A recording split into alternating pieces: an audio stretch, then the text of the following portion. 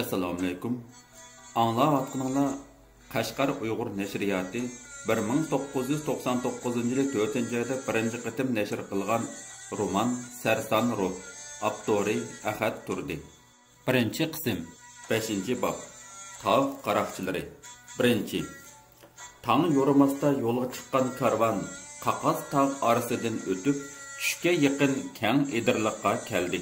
Bir chog'larda yashirib turgan yeshil o't ko'plar amdilikda issiq va suvsizlikdan sarg'ayib, bu poyasiz edirliqni hayotlik tiniqi uzilgan kuyuk zaminga aylantirib qo'ygan edi.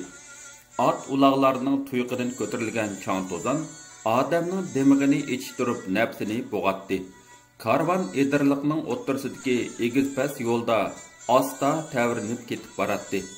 Issiq va harg'inlikdan Solashqan kishilar yiroq safarning mushkulliklari ustida o'ylab, ansizlik ichida mang'atdi.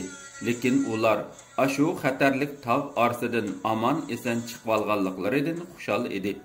Shunga ba'zilar pichirlab oyat o'qib, ba'zilar ot uloq ustida mugdab, ba'zilar naqshi g'ingishib, ba'zilar bo'lsa parang so'qib g'amsiz, xotirjam ketib-o'tadi. Ular kun qiyam bo'lganda chiki ko'rinmas bu edirliqning Chatra degan yeriga keldi. Bu yer egiz-pas to'plik edi. Yo'l birdam pastga tushib, birdam yuqori ko'tariladi. Havo texmo isib ketdi. Quyosh chaqnab turgan ochiq osmonda och burkitlar charg' urib aylanadi.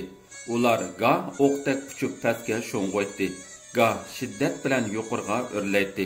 Ba'zida panjalarda tipchaklagan toshqan yoki ochliqdan shumshib qolgan tulkini qamallab, qayoqlargadir g'oyib bo'ladi. Karvon turnilardek so'zilib mengib, bir to'plikning ustiga chiqqanda, o'ng tarafda ko'z yetim yerda ko'tarilgan qo'yuq chang to'zonni ko'rdi. Ayol o'tmay, otlarning do'kirilgan ovozi, ondan 7-8 otliqning o'zlari tarafga qarab bostirib kelayotganligi ma'lum bo'ldi. Karvon to'plikdan tushib, quruq o't cho'plar qoplagan tüp-tüz bir maydonga kelib to'xtadi. Angacha heliqi otliqlarmi ularning oldiga kelib bo'lgan edi. Qo'llariga nayza qilich elib, karvonni 20-30 qadam nerida qo'rshab olgan bu yigana 10 otliq tog' qaroqchilari edi. Kiyimlari g'alita, chiroyi surlik, ko'rinishi yovuz, otlari sarxil bu odamlarning qo'lidagi qilich nayzlar kun nurida parqirab ko'zni chaqatdi. Karvonni qo'rqinch sarosima bosdi. Tuyuqsiz yuz bergan bu mudish ish ularning ko'ngil aromini buzib, g'ul-g'ulga silvatdi. Ularning bo'shashgan jismiga bir xil umidsizlik bilan hasrat titriki o'lashdi. Ayollar "Voydod, endi tugashdiq" deyishib, alla-kalla ko'tirdi. Ba'zi qeri, ojiz odamlarmi "Ah xudo, sho'rimiz qursin" deyishib, aloqzada bo'lishib ketdi. Karvonni o'ttirga elib yiroqdan xuddi topqa etilmoqchi bo'lgan quzg'undek bozlashib turgan qaroqchilar odamning quloq mengisini yegidek chirqiroq sat ovozda varqirashdi. Bu ovoz nalardandir yana aks sada bo'lib keldi. Bu ularning dastlabki hayva ko'rsatishi edi. Qaroqchilarning ortidan oq bo'z arg'amoqqa minib olgan birisi bir necha qadam oldiga keldi. Turqidan u bularning atamanidek ko'rinadi. U gavdilik, seriq soqol, sat odam edi. Uning qo'ng'ir rang chiroyi go'yo yuziga kilarning terisini kiydirib qo'ygandek badrang surlik edi. Heliqi odam qo'lida o'rg'oq shakllik agri qilichni yalang'ochlab tutib olgan edi. Elimsha dastlab uningga, ondan boshqa qaroqchilarga zansilib qaradi. Ularda haqiqatanmi pichoq, nayza va qilichdan boshqa qurol yo'q edi. Elimshaning ko'ngli joyiga tushdi. U endi bular bilan qandoq ilishish ustida o'ylashga boshladi. Agar hushyor turib, pand ishlatib, ularni ho'l kesakka dastalasa, ulardan cho'qim aman esan qutulib ketgili bo'ladi. Hozir bu karvonda o'zi bilan Qosim Qurg'oydan boshqa qarg'a kelgudek tuzuk odam yo'q edi. Demisimi, bularning ko'pinchisi beshidan issiq sovuq o'tmagan, turmushning qiqil so'qillariga uchirmagan molla sifat, ma'sum mijoz odamlar edi. Ular birersi bilan so'qishish tugul, so'qashqanni ko'rsa yaqsini tishlaydigan, qonni ko'rsa ko'ngli aynaydigan rayish mo'minlar edi.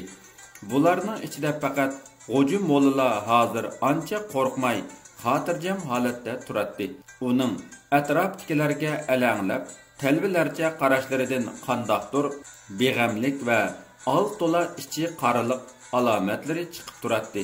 G'o'ji mo'lla ko'ngilda qarg'a po'qtalatsa o'qchiga payda deb o'ylab, bu safarda yolg'iz o'zining ziyon tortmay, boshqalarningmi oz to'la ziyon tortib beqishini xohlaydi. Shunga u boshqalar jon qayg'usida vahimaga tushib, to'xtamay durud o'qib, Xudodan omonlik tilayotganda, bu qaraqchilardan kelsa molga keladi, jonga kelmaydi. Sizlar mo ziyonning ta'min etib beqinglar, hurmatli amiralarim, degan zahar xanda fikrni ko'ngildan o'tkazdi. Qaraqchi boshliqi bir narsalarni deb varqirdi.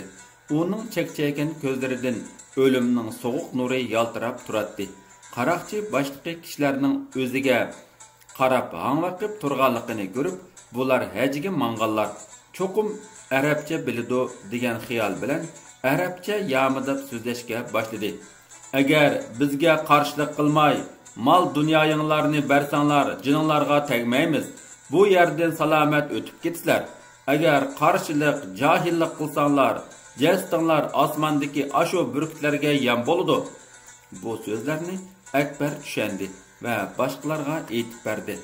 "Ey bala, sen yana hammaga ayt", dedi qaraqchi boshliqi Akbarga varqirab.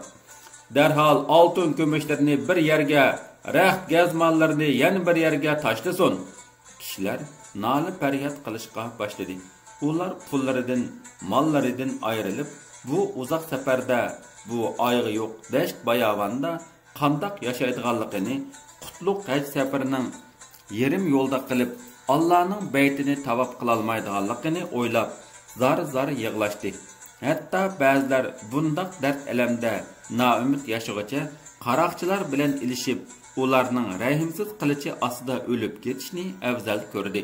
Kishilar patpariq bo'lib umidsizlikka, ansizlikka tushgan shu paytda Hilimsha bir necha qadam oldiga chiqib, qaroqchi boshliqiga ro'brot bo'ldi.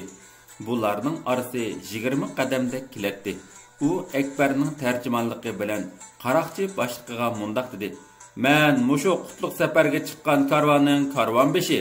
Sen bizning mol dunyoyimizni olaman desangmi mayli, berimiz. Jinimiz aman qolsa bo'ldi.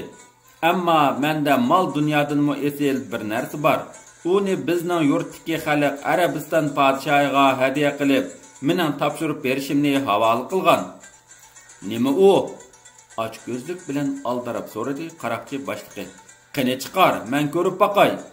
Qaroqchilarmi, karvondagilarmi Hilimshaning nima qilmoqchi bo'lganligiga qiziqib, dam qetib turib qoldi. U yinidagi Akbar bilan Qosim Taygan va atxonlarga qarab, ko'zini hayyorlarcha qisib qo'ydi. Ondan qo'yindan qizil durdan yog'liqqa o'ralgan bir narsani chiqardi va uni so'l qo'lining olqinda qo'yib, yog'liqni oldirmay ochdi. Hilimshaga qiypash tushib turgan kun nuri uning olqinidagi bir tiziq o'rik yelimidek suzuk, sap kahravoni yol-tuyul chaqnatib, qaroqchilarning ko'zini aloq-jaloq qilyapti. "Sen u narsani ashu yerda qo'yib, o'zing orqaga chekin", dedi qaroqchi boshliqi varqirab. "Men berib uni ko'raman." "Yo'q, birodar, bo'lmaydi", deb e'tiroz bildirdi Hilimsha. "Bunda qutlug' narsani yerda qo'yishga bo'lmaydi. Bu bizning qoida. Agar ko'rmoqchi bo'lsang, men mushunda tutib turaman. O'zing kelib ko'r yoki bo'lmasa, men sening oldingga berib ko'rsatay. Mening qo'limda mushundan boshqa hech narsa yo'q." Qaroqchi boshliqi o'ylanib qoldi. Hilimshaning qo'lidagi kahrava yiligacha uning ko'zini ola-chakman qilib, ajoyib sirliq bir narsa sifatida maylini tortib turadi. Shu topdiki Hilimshaning butun o'y xiyoli qandoq qilib bo'lmasin qaroqchi boshliqining yiniga yaqinlashish edi. "Bo'pti, sen o'zing yolg'iz mening yinimga kel", dedi oxir qaroqchi boshliqi taqozolik bilan. "Men qo'lingdagi narsani ko'raman. Boshqalar o'z joyida dum yetish, medirlasang nayz yeysan." Hilimsha o'zini to'xtatib mazmut qadam bilan qaroqchi boshliqining oldiga mangdi. Boshqalar o'z joyida dum yetib, kutilmagan mo'jizalik, xayrlik ishlarning bo'lishini tilab, ko'zining quyruqida ular tarafga qarashdi. Kishilarni taqozo qilgan ish oxiri yuz berdi. Qaroqchi boshliqining g'azabdan varqirgan ovozi anglandi. "Seni bo'g'izlataman ablah.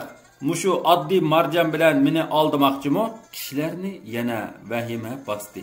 Ilimshoning biror xatarga yo'liqib qilishidan ansirashdi. Lekin mo'jiza oxiri yuz berdi. Ilimshoh xuddi bo'rdek bo'skaklik bilan qaroqchi boshliqini otdan yo'lib oldi. Uning xilidan biri o'ylagan ishimi mushu edi. Yilonning beshi yanjilsa, qolgan yeri qarga kelmaydi. Ilimshoh qaroqchi boshliqini yerga besib dislib oldi. Ondan yenidagi kumush to'ltiliq shamshar pichqini shartida sug'urib, uning bo'g'ziga teridi. Bu ishlar shundoq tiz yuz berdiki, kishilarning ko'zlari olachakman bo'lib, nima bo'lganligini anqirolmay qoldi. Shu chog'da biroz esiga kelib, Ilimshohga etilmoqchi bo'lib turgan boshqa qaroqchilar o'z joyida chippida to'xtab qoldi. Chunki qaroqchi boshliqi bo'g'izga qadalgan shamsharning ash-pash degicha bo'ynini uzitishidan qo'rqib, ularga varqirgan edi. Lekin shu aralıqda Ilimshohning orqa tarafida 10 qadam nerida turgan bir qaroqchi qo'lidagi pichoqni chanlab etibdi. Pichoq o'qdek uchib kelib Ilimshohning dumbisiga sanjildi. Bu zarbidan Ilimshohning vujudi larziga keldi. Tishlarini g'azab bilan g'uchurlatdi. Iziq tishlarining kirishdan jog' so'nglari to'mpiyib ketdi. Agar qo'lida bu cho'ng o'lji bo'lmagan bo'lsa, etilib berib heliqi badbashira qaroqchini ximir chaylagandek chaylayotgan bo'ladi. Lekin hozir uning uchun qaroqchi boshliqi muhim edi. Shunga o'zimi sezmagan holda hamma ochiqni uningdan oldi. Tezida texmi qattiq dislab, cho'yindek tugilgan mushti bilan uning gajgisiga uruvdi. Qaroqchi boshliqining tog'iq so'ngki sunib, piqish bo'lib ketdi. Og'riqiga chidamagan qaroqchi boshliqi cherqirab, vayjonlab ketdi. "Odamlaringga darhol ketsin!" dedi Ilimshoh uni burkutdek basmadigan peti. "Bo'lmasa seni bo'g'izlataman. Ular ketsa sen omon qolasan." Qaroqchi boshliqi ola tag'il varqirdi. Uning ovozi sat ham so'g'uq edi. Yiroq-yiroqda qarab turgan qaroqchilar o'z atamanining echinishli holati bilan Ilimshohning o't purkaydigandek g'azablik alfozini ko'rib, birining orqadan biri g'ip-g'ip tikivatdi. Karvonga jon kirdi. Ular xushal-xuram varqirishib, Ilimshohni o'rib oldi. Ilimshohning pichoq qadalgan yeridan to'xtamay qon eqib, uni xili hol sirtivatgan edi. Akbar yugurib kelib, Ilimshohning dumbisidagi pichoqni avaylab tortdi. Ondan oq ko'nlikining bir peshini yirtib, yara og'ziga tiqdi. Boshqalarmi Ilimshohning terlarini eritib, to'plarini qiqib, uningga barakallah opirin aytishdi. Qosim Taygan inchiqlab yotgan qaroqchi boshliqining qo'lini bog'lavatdi. "Bu yerdan darhol ketayli", dedi Ilimshoh chiroyi tatargan, holsiz qiyofatda. "Boya ketgan qaroqchilarni yana yo'l to'sib o'ch olmaydi, digil bo'lmaydi. Shunga ma'vu atamanni go'ragilib mangayli." "To'g'ri gap bo'ldi", dedi Qosim Taygan va qaroqchi boshliqining bir chetda kishnab turgan etini tutib kelib, uni shu otga g'anjug'ilab artdi. Karvon yo'lga tushdi. Ilimshoh Qosim Tayganning etini minib olgan edi. Akbar otning tizginini tutib, uning yonida billa mandi. Atxon karvondagilarga mundoq dedi: "Biz kechgacha odam bor yerni topmasak bo'lmaydi. Ilimshoh bizni deb yarlandi. Kun issiq. Agar biror tepib uni yarısini obdan tangdirmasak, zar ichiga o'tib ketishi mumkin." Karvon shu maslahat bilan qaroqchi boshliqidan ahvol egildi. Uningmi jini qaqshab turadi. Shunga u rost gap qilib, Edirliqning so'l tarafini bo'ylab mangsa, kun patqucha Kargil degan bir yurtga yetib borg'ili bo'lganligini aytdi. Karvon qaroqchi aytgan yo'nalish bo'yicha yurib ketdi. Yo'lda ketib, Akbar Ilimshohga mundoq dedi: "Sana qo'l qo'ydim. Karomatlaring jiq ekan."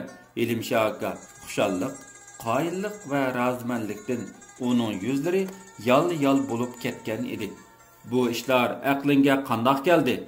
Rost, iliqi kahravan nadim paydo bo'lib qoldi.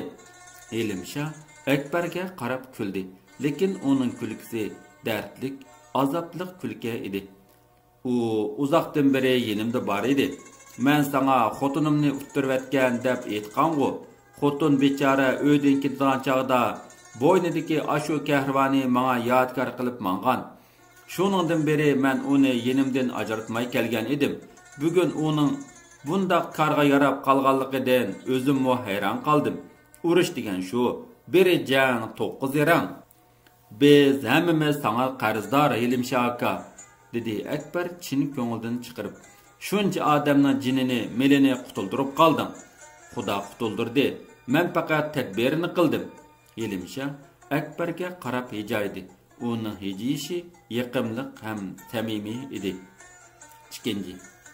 Kargil degan ikki tashliq suyi bor o'stan yaqsa joylashgan 30 necha oilik xilvat bir yurt edi. Karvon qorong'u tushishdan burun bu yerga yetib keldi. O'stan bo'yiga tushkun qilib, Ilimshani salqin, yumshoq bir yerga yotqizdi. Atrofda dehqonlarning uylari bor edi.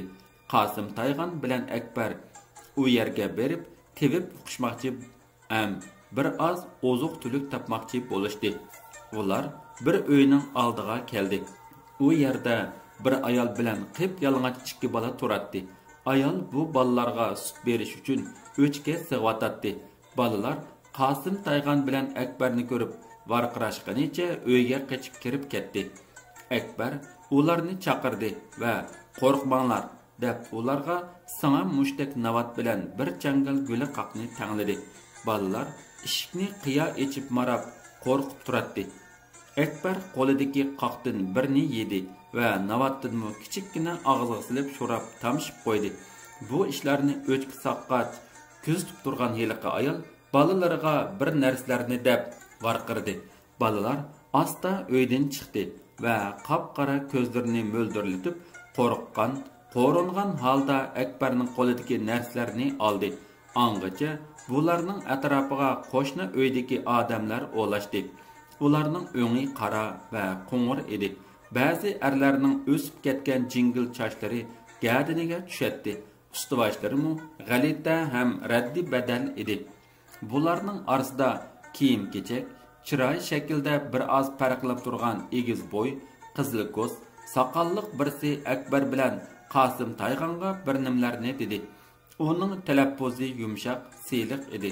Bu mushu yurtning oqsoqolida ko'rinadi.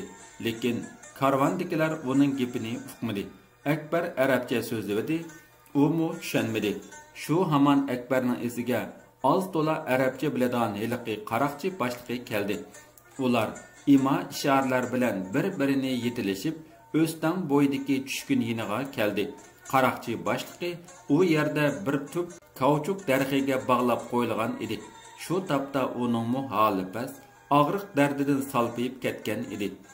Uningga aytqin, bizga bir tepib bersin, dedi Akbar qaroqchi boshlig'iga. Bizning ichimizda yordar bor. Ondan ot uloqlarimizga yem-xashak setib bersin. Qaroqchi boshlig'i tarjima qilib berdi. Lekin oqsoqol bu so'zlar qulqiga kirmaganda o'z qavmidan bo'lgan bu tutqun tarjimonga qarab turib qolgan edi. Nima uchundir uning qo'shimisi turilib, qalin lavlari purildi. Tutqunmi uningdan nijotlik kutgandek ko'zlarini mo'ldirlatib, iltijo bilan qarab turardi. Ahvolning yaxshi emasligini sezgan Atxon bir xil ansizlik ichida Akbar orqali qaroqchi boshlig'iga mundoq dedi: "Sen bu yurt beshiga ochiq et. Biz hajga mangan hojilar hech kimga daxlimiz yo'q. Lekin biz bu qutlug' safarda bugun qaroqchilarning hujumiga uchirdik. Bir odamimiz yaralandi. U bizga yordam qilsin. Biz hammamiz musulmon. Allah Taala o'zining itoatmanlariga hayotlik, osiylarga mamotlik beradi. Qiyomat kuni yaxshilarga savob, yomonlarga azob qiladi." Lekin ularning ansirishi behuda bo'lib chiqdi. Yurt oqsoqoli imoni komil, halol yashaydigan taqvodor odam edi. U tutqunga qarabla uning yo'l to'sib, bo'lashlik qilmoqchi bo'lgan qaroqchi ekanligini bilgan edi. E'tiqodi chin bu odam Xudo yo'lida safarga chiqqanlarni to'sib, Möminlarni qaqıştırdigan bundaq ko'ngli qara talvalarni hargiz yaxshi ko'rmaydi. Shunga yurt aqsaqili tarini turib, tutqunga bir nimlarni deb varqirdi. Tutqunning shu hamon chiroyi o'zgarib, bayqi umidlik qarashdan asarmu qolmadi. Andin u Atxon va Qosim Tayğanlarga qarab muloyimlik bilan mundaq dedi: "Sizlar xosiyatli safarga chiqibsizlar, ko'p riyozat tortibsizlar. Sizlarga yordam qilish Alloh yo'lidagi savobli ish. Bizning bu yerda bir tevib bor. Hozir chaqirib kelayli. Yordami tegsa ajab emas." Oqsoqol yenida turgan yosh bir balga bir narsalarni deb tevibni tepib kelishga buyurdi. U piltinglab yugurgunicha O'stanning yuqori tarafidagi zumchak uylar tarafga qarab ketdi. Uzoq o'tmay tevib yetib keldi. U anda munda oq arilgan uzun chechini qop o'ttiridan ikki tarafga yami arg'an, ammo yuzi ko'sa, bo'yniga har xil toshlar, kahrava, ko'z munchoq, yiqiq o'tkazilgan uzun tasvir esib olgan o'ttir yoshliq, dumchakrak odam edi. Teviblik uningga ota meros edi. U Hilimshaning tomirini tutib, yarısini ko'rib, xirgay ovozda mundaq dedi: "Men bu kishining yarısini tengib qo'yman, lekin tezroq cho'ng doktorxonaga aparmasanglar bo'lmaydi, yo'qimlanib ketadi." Tevib mushu yerdagi o't cho'p va madan toshlardan yasalgan malham dori bilan Hilimshaning yarısini tangdi. Uzoq o'tmay dora o'z kuchini ko'rsatdi. Hilimshaning og'riqi pasayib, jini xili aram topdi. Qarang'u tushishdan burun karvon bilan yerlik xalq o'ttirsidagi ilm berim savdisi qizib ketdi. Yerlik xalq cho'ng bozorlardan yiroq, xilvat yerda yashag'achqa ular uchun har qanday pulning qimmati yo'q edi. Shunga ular o'z bisotidagi narsalarni jonga asqatadigan tayyor narsalarga tang qimmatda ayirboshlaydi. Karvon ularga tuz, choy, saranga, raxt qatorliq narsalarni berdi. Ular bo'lsa o'zlari ishlab chiqargan beda, saman, bo'g'oz va etiz qirlarda o'stirgan apelsin, banan, mango qatorliq meva-chevalarni berdi. Ular o'zaro kelishish orqali muvofiq o'lcham turg'izdi. Masalan, bir piyola oq tuz 7 piyola arpaga, olqandek cho'ngliqdagi qora choy yarim tag'ar samonga, bir g'ulach paxtarax, bir sevat mevaga almashtirildi. Bundaq o'lchamdan har ikki taraf rozi rizo bo'lishdi. Karvonning yam xashki to'liqlanib, yangi safar hozirligi bitdi. Shu kechasi ular o'stan bo'yga chidirlarni tikib, xotirjam, xiraman uxlamoqchi bo'lishdi. Lekin Akbarning uyqusi qochdi. U ko'z oldida daliyib yotgan oydalaga qaradi. Tabiat sukunatga cho'mgan, uchar qanotlar bilan qurut qo'ng'izlarmi ularga kirib tinchigan edi. Shamol mayin so'qib, cho'lning eng ichkarisidagi pinhon hidlarni dimoqqa uratdi. Ufqdan ko'tarilgan to'lin oyning simabdek yorug' nurlari o'ng'ul-do'ng'ul dala yuzini yoritmoqda edi. Akbar o'z yurtidan chandan yiroq bo'lgan bu yigona yot yerning o'z yurtidek yiqimliq, tinch va go'zal sehriy kuchidan hayron bo'lib, bir xil mabtunlik tuyg'usiga cho'mdi. Har xil uchqur xiyollar uning texmi uyqusini ilib qochdi. Shu chog'da Akbarning qulqiga g'alita ovozlar anglanib, uning ko'ngil aromini buzdi. U zansilib tingishibdi. Itqa o'xshash bir narsalarning qavg'anliq, talashqanliq ovozi anglandi. Bu ovoz to'limu asabiy ham yiqimsiz edi. Shuningga qaramay barg'ansiri g'o'ldab kuchayib ketdi. Akbar toki yarim kechadan oshqicha bu ishlar kelib bizni talvetarmu degan ansizlik ichida o'tdi. Shu topda u o'zini tinch, go'zal tabiat qo'yinda emas, balki ishqiyofatiga kirib olgan jin arvohlar dunyosida turgandek his qilib, badanini sovuq titrak bosdi. Lekin yana uyqu g'olib keldi. Akbar ana shu ansizlik ichida xira-shira uyquga ketdi. Ertasi tong otganda jahon tip-tinch edi. Atrofda itmi ko'rinmaydi. Akbar kechicha anglagan g'alati ovozlarni boshqalarga aytdi. Boshqalarning ilang-silang uyquliqda ashundoq bir qisma ovozlarni anglaganligini uqdi. Ular hayron bo'lishdi. Keyin ularni uzatqili kelgan kargilliklarning abdi angiziga qarab ularning hayronligi texmo oshdi. Chunki ularning hammasining digidek yuz ko'zlarda yengil tirnoq izi, ko'k va ishiq bor edi. Endi ularning hayronligi qiziqishi izlanishga o'zgardi. Akbar ibizanlik bilan so'rab, ko'chilab yurib, aran ta'sida bu ishning kichikkina tegiga yetdi. Aslida bular o'z vaqtidagi Karbala jangiga qatnashib, İmam Hüseyinni o'ltirgan 70 odamning urug' avlodi ekan. Ular bu shahzodni o'ltiradigan chog'da u zot Xudoyim, senlar qiyomatgacha bir-biringlarni ishtek talab o'tib ketisharsan deb ularni qarg'avatgan ekan. Shuningdan beri ular har kuni kechda hamma uylarda ishtek qavab bir-biri bilan talishidi ekan. Er bilan xotin, dada bilan bala yot yegonalardek bo'lib ketadi ekan. Ertasi tong atqanda bo'lsa, ular yana hech ish bo'lmagandek o'taveradi ekan.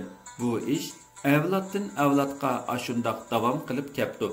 Bu bir rivoyat tusini olgan diniy tushuncha bo'lsa-mu, lekin Akbar uchun haqiqat edi.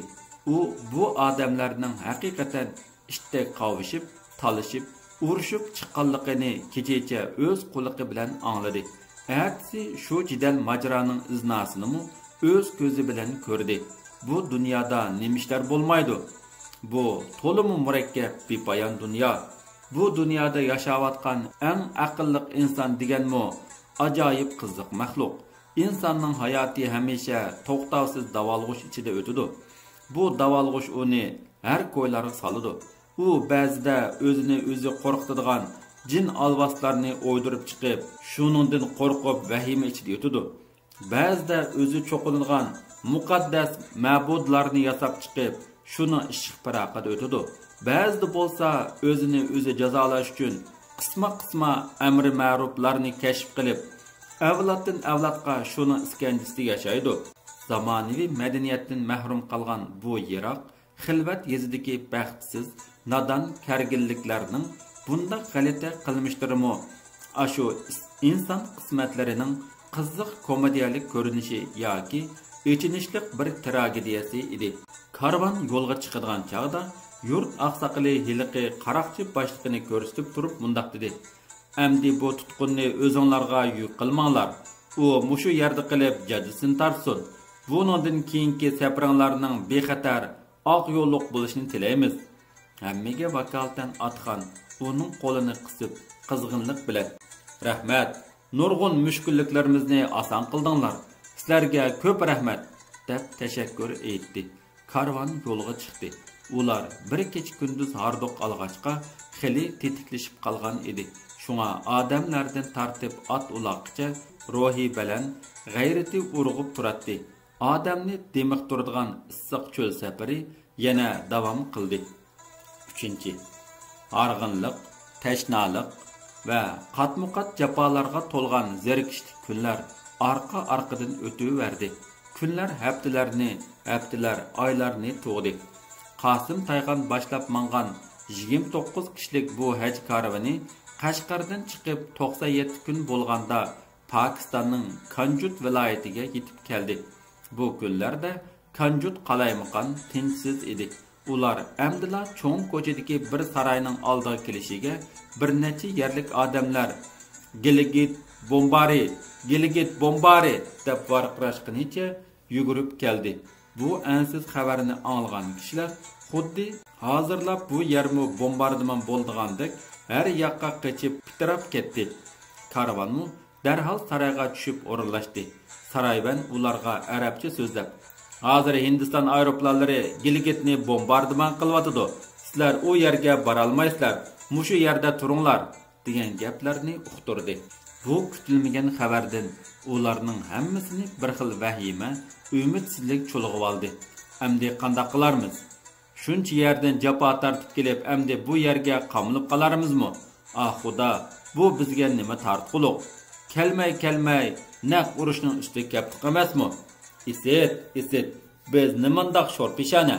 Mana bu ularning o'ziga va taqdir Allohga qo'yayotgan savoli, pig'oni ham hasrati edi.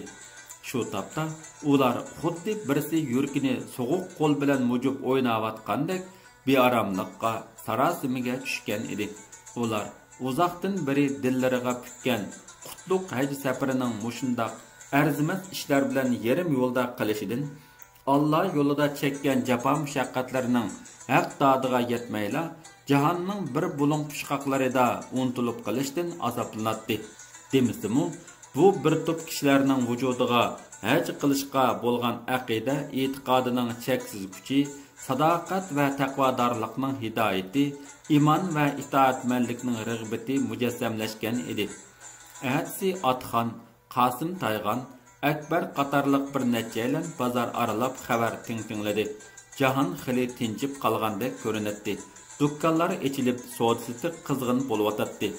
Şu yerdə ular ikki adamning Uyg'urcha so'zlashayotganligini anglab, yurakları o'ynab ketdi. Bu til, bu ovoz ularga shundoq yiqimliq, singishliq tuyuldi. Ular taqozolik bilan "Assalomu alaykum" deb kelib, ular bilan qizg'in ko'rishdi.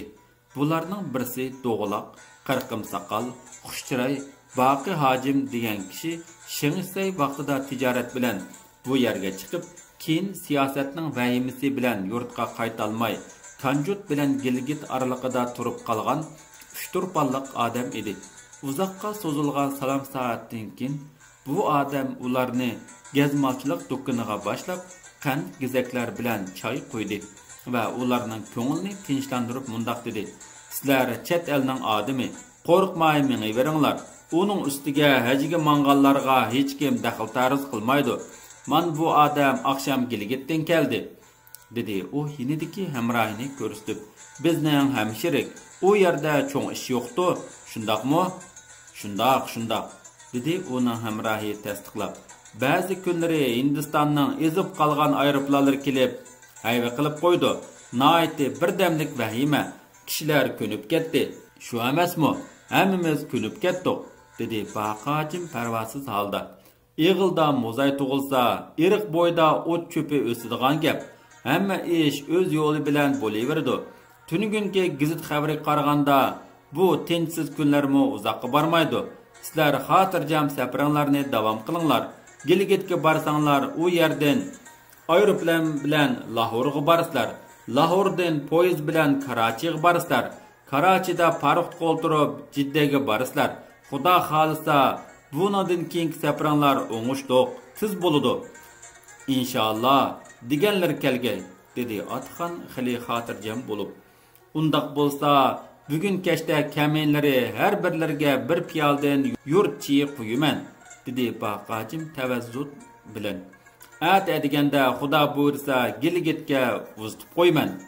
Yaxshi ko'ngillarga rahmat" dedi Atxon ta'sirli, hayajonli ovozda. "Bizning bugun bijirdigan muhim bir ishimiz bor edi. Shuningga yordam qilgan bo'lsiri." "Xo'sh, qo'lim ko'ksimda" dedi Baqajim o'rnidan sal-pal qimirlab. "Bizning bir hamroyimiz yo'lda yaralangan" dedi Atxon Hilimshani tilg'ilib. "Shuni mushu yerda doktorga bir ko'rsatib olsak deymiz." Baqajim bu gapni anglab darhol dukkanini taqidi va Atxon bilan billa saroyga kelib, yurtdoshlarining hammasi bilan qizg'in ko'rishdi. Bu ko'rishish uningga xuddi el yurtni ko'rgandek yiqimliq, hayajonli ta'sirot ilib keldi. Uning nazarida ularning vujudidan ana yurtning hech narsaga tang qilg'il bo'lmaydigan bebaho hidi bilan muqaddas tuproqning pok zarb to'zonlari balqib turadi. Baqajim bularni hidlidi, turidi va to'ymay sumirdi. Shuning bilan judolik, sig'inish va vesal ishqida o't bo'lib yongan yuragi sal-pal aromiga tushib, sagi degandek bo'ldi. Ular Hilimshani harvaga o'ltirg'izib, Kanjutdagi cho'ng doktorxonaga ilib bordi. Doktor uning yarasini tekshirib yotoqqa buyurdi. Doktorning aytishicha, uning yarasi yetib davolanmasa bo'lmaydigan holga yetib qolgan edi. Lekin Hilimsha qat'iy unimidi. "Bunchalik og'riqqa safardan qolmayman" dedi u o'zini birdam tutib. Doktor davirdi: "O'zimning ahvoli o'zimga yon. Yana bir tingib qo'ysin. Yo'lda yaxshi bo'lib ketaman." Atxonmi, Akbarmi va boshqa hamsafarlarmi Hilimshadan ayrilib qolishni xohlamaydi. U ba'zilar uchun ham qalqon, hem neyzi bolsa Akbar uchun kam bolsa bo'lmaydigan sodiq hamroh, samimiy do'st va yaxshi mungdashchi edi. Shunga u Elimshaning qo'lidan asta tortib, doktorxonadan tezroq ketishni ishora qildi. Elimshamu o'z gapida chin turdi. U bunchalik yara uchun doktorxonada yetib qutlug' safardan qilishni to'limu bema'nilik, chidamaslik deb biletdi. O'z nazarida kichkidan tortib pichoq va tosh to'qmoq ichida yurib o'sgan badani va ruhi xili mazmut, mustahkam edi.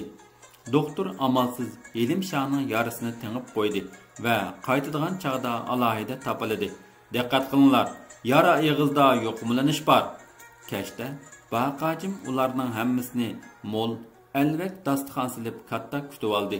Uzoqdan beri issiq bosqidek uy tamuqi yemagan musofirlar polo, samsa, ugra qatorliq tamoqlarni yeb tarlab, ichidan yayrab ketdi.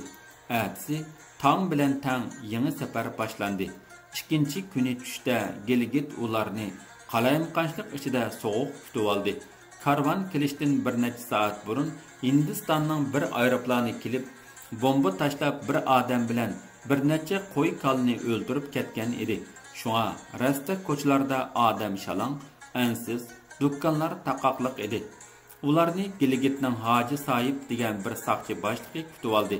O'roq, egiz bo'y, qurg'oy burun bu odam beshidagi uzun kulaning ustiga qizil salla o'rib olgan edi.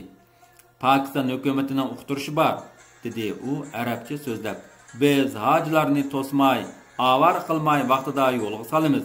Lekin hozir vaziyat jiddiy. Jamiyat muqimsiz. Shunga sizlarni burunqidek bu yerdan aeroplan bilan Lahorga, ondan poyezd bilan Karachiga yo'lga silib qo'ya olmaymiz. Sizlar eng yaxshisi Chilas yo'li bilan Rawalpindiga beringlar. Jafo cheksanglarmi tinchlik, xotirjamlik afzal. To'g'ri, bizmo amon esenlikni tilaymiz, dedi Atxon saqchi boshlig'ining yaxshi ko'nglini tushunib. Lekin bizning otchimiz bizni mushu yergacha akilishga tutishgan. Endi u kishi otlarni ilib qaytmas bo'lmaydi. Biz Chilas yo'li bilan Rawalpindiga qandoq boramiz? Buning jajisi pul, dedi saqchi boshlig'i kulib turib. Pulda gap yo'q, dedi Atxonmu mardonlik bilan. Undaq bo'lsa yaxshi. Saqchi boshlig'i qiniq choy damlangan istakanni qo'liga ilib davom qildi. Bu yerdan odam va ular yollaysizlar. Ular sizlarni boshlab mangdi. Bundaq odamni biz nerdan topamiz? Biz tepib beramiz, dedi saqchi boshlig'i xayrixohlik bilan. Faqat pul ishni o'zinglar so'zlashib tutsizlar. Bo'ladi, dedi Atxon xushal bo'lib. Sizga rahmat boshliq. Atsi Qosim Taygan hammaylar bilan xo'shlashdi. Ba'zilar ko'z yesh qildi, ba'zilar uni qiyolmay shaharning sirtigacha uzib chiqdi. Qosim Taygan Kanjutga berib Baqajim orqali shu yerdan Qashqar yoki Xotanga to'shiladigan dori darmak, rang va gazlama qatorliq yuklarni uqishib ilib ketishni kelishib qo'ygan edi. 3-kuni saharda Atxonlar yangi bir yo'l boshlag'uchining orqasidan to'ga, ot va eshaklarga minib, ko'l va edirliqlardan o'tadigan Chilas yo'li bilan Rawalpindiga qarab yurib ketdi. 5-bob tugadi.